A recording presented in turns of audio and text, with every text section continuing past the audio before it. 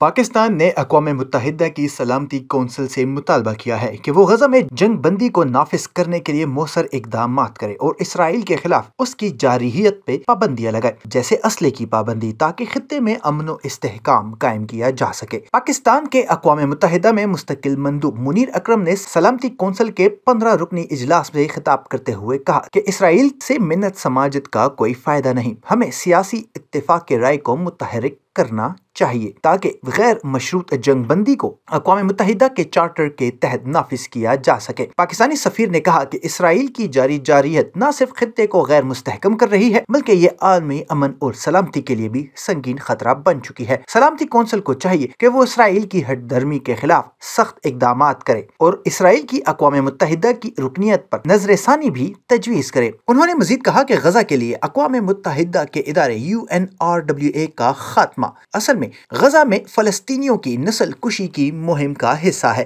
पाकिस्तानी सफीर ने इस बात पर जोर दिया कि गजा पर इसराइल की इंसानी नाकाबंदी को तोड़ना जरूरी है ताकि जरूरी सामान, खुराक और तिबी इमदाद महसूर इलाके तक पहुंच सके। उन्होंने मजीद कहा कि फलस्तीन को फौरी तौर पर मुकम्मल रुकन रियासत के तौर पर तस्लीम किया जाए ताकि दो रियासती हल को नाकाबिले वापसी बनाया जा सके।